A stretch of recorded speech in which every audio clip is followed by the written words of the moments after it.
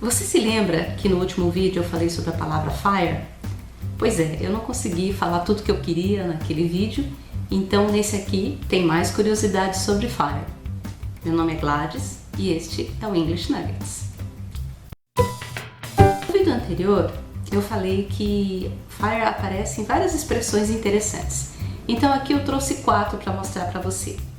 A primeira é a expressão to draw fire. Draw é uma palavra que tem várias possibilidades de tradução, mas nessa expressão especificamente ela significa atrair para si críticas ou a desaprovação de alguém. Uma outra expressão bastante interessante é to have ou to show courage under fire, ou seja, é ter ou demonstrar coragem sob o fogo, né? Sob os ataques de alguém. É você demonstrar que você está aguentando firme quando você está sendo atacado.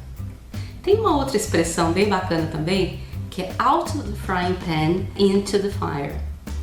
Essa expressão literalmente significa sair da frigideira e ir para o fogo.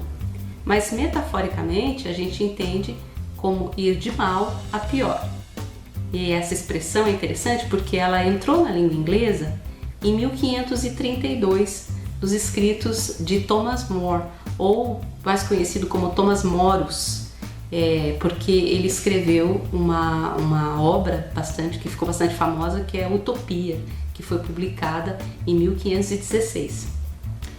Tem também uma outra expressão que é considerada americana, que é to light a fire under somebody, que literalmente é colocar fogo embaixo de alguém, mas que metaforicamente quer dizer a gente dar um empurrãozinho para alguém que está meio fazendo corpo mole fazer alguma coisa. Meio que dá um estímulo, né, para que aquela pessoa faça o que ela precisa fazer. É também interessante quando a palavra fire se compõe com outras para formar uma terceira. Por exemplo, a palavra wildfire, que significa um fogo descontrolado, difícil de apagar. Wildfire normalmente é associado a esse fogo que aparece em áreas de vegetação, como um incêndio florestal. E ela aparece numa expressão que é to spread like wildfire, que é se espalhar como um fogo descontrolado.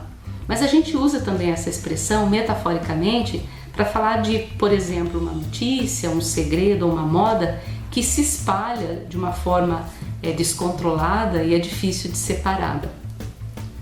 A última palavra que eu gostaria de falar é a palavra bonfire, que significa, né, uma grande fogueira ao ar livre, como essas que a gente tem em festas juninas. Essa palavra é interessante porque por algum tempo as pessoas achavam que ela era a junção da palavra bon, do francês, que significa bom, e fire, do inglês. Isso inclusive aparece num dicionário da língua inglesa publicado por Samuel Johnson em 1755, e ele coloca isso, que era a junção do bon, do francês, mais o fire, do inglês. Mas as pesquisas logo mostraram que não tem nada a ver, que isso daí não é verdade. A história, na verdade, é bem outra. A palavra bonfire, na verdade, é a junção da palavra bone, osso, mais fire. Mas como assim, fogo de osso? Mas tem uma explicação por trás disso.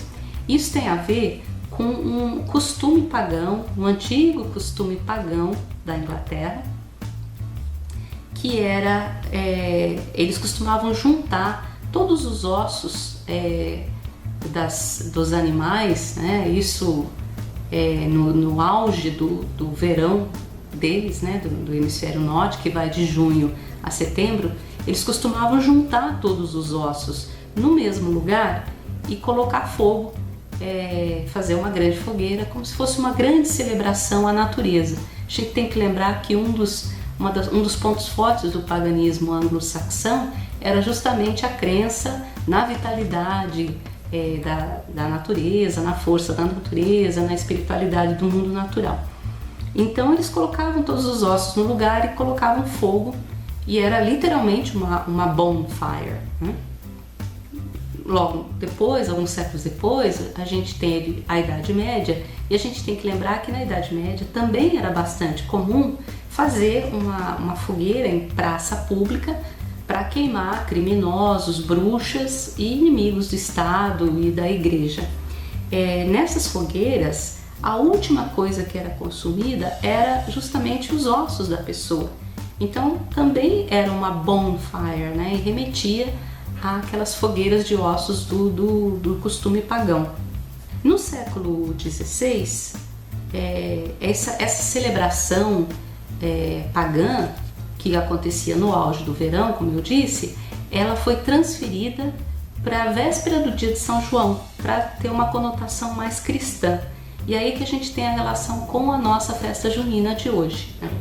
Também no século XVI, o rei Henrique VIII, que havia rompido com o Vaticano, ordenou que fossem feitas em praça pública grandes fogueiras com livros, panfletos, relíquias religiosas. E essas fogueiras também, por tabela, passaram a ser conhecidas como bonfires, apesar de não ter ossos ali naquela fogueira, mas ficaram conhecidas como bonfires.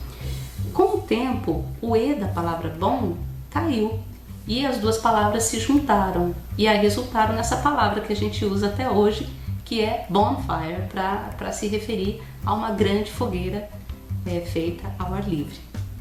Bom, se você lembrar de mais alguma coisa interessante com fire, manda aí pra gente. A gente se vê no próximo vídeo. Bye bye!